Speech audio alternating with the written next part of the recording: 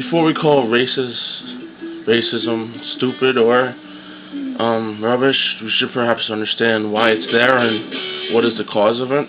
There's a natural instinct, just like fear, anger, depression, happiness, feelings, and everything else. It is pretty an inborn trait that people are not really as control of as you would like to think.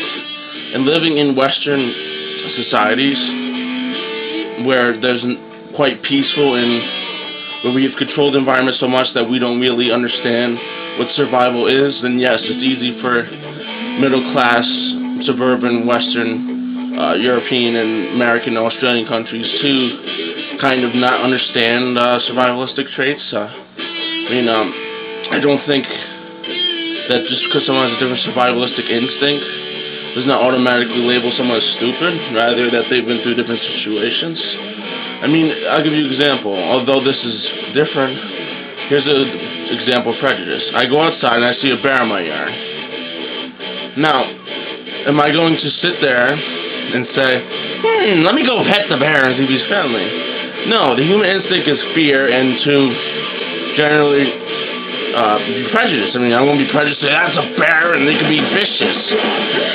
So yes, that is a form of prejudice, but it's natural for survival. And without prejudice or judgments, we would not get as far as we were now because we would have all died off. And that's why prejudice is, in fact, a instinct and survivalistic trait that we need as humans, otherwise we would have never made it this far.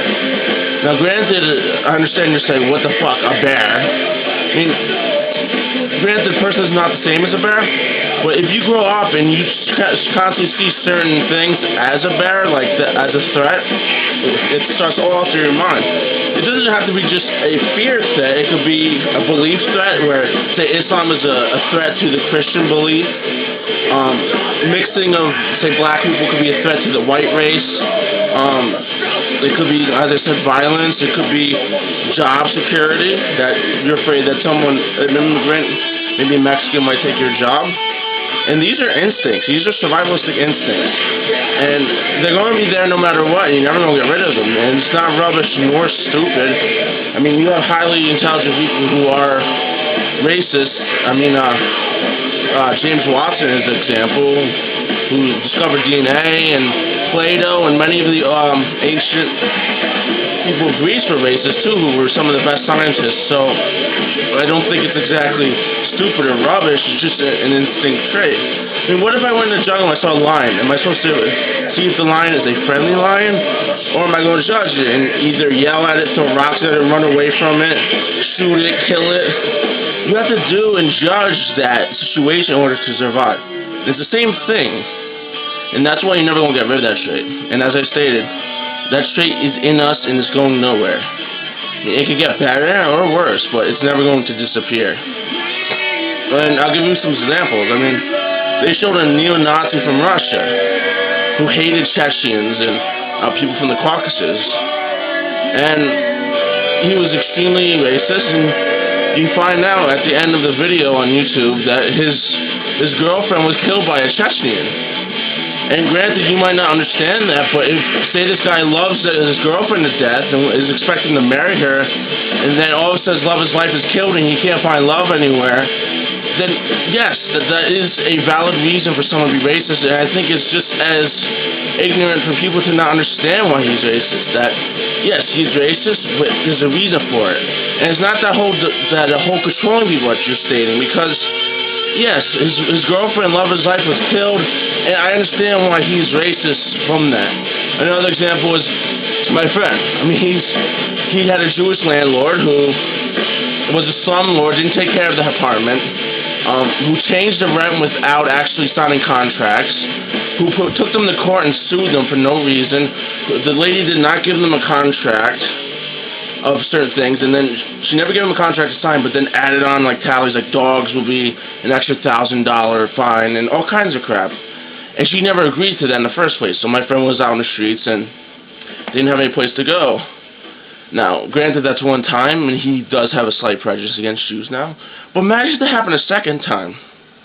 All of a sudden, he's going to become a prejudice, a racist against Jews, thinking that they're all out to just steal people's rent money. So, granted, you have to understand why people are racist. Just like his father's from Hungary. I mean, his father had his friends killed by Soviet communists. And yes, he's racist against Russians. He also went across the Danube River with Soviets shooting at him so he could escape communism. And he got shot by Soviets, Russians.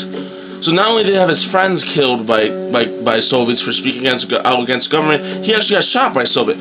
So yes, he's Russian, racist against Russian. And for anyone to just say, "Oh, you hate Russians, what the fuck is wrong with you? You don't know what you're talking about, you're stupid," it's a stupid comment themselves because, yes, he got shot by Russians, he had friends killed by Russians. I think anyone could actually say, "Oh, wait, that's why he's racist." And it's understandable.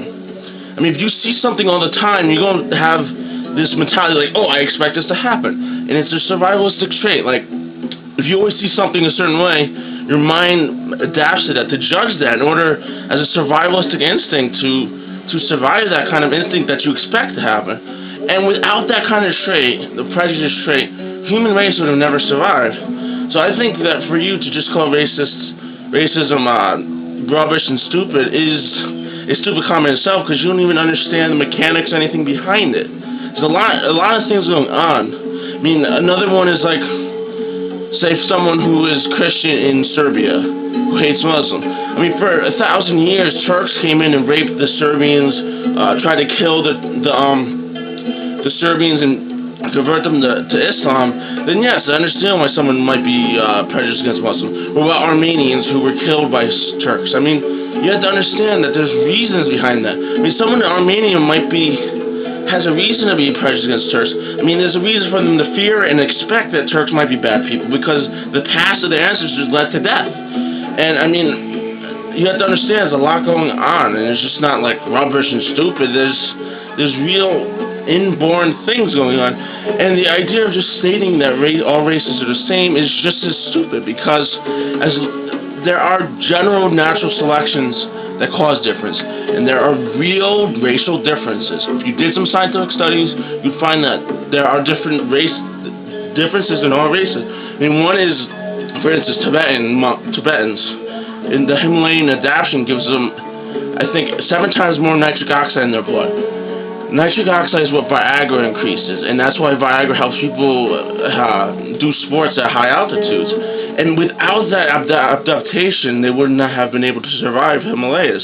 And that same adaptation has mental effects, physical effects.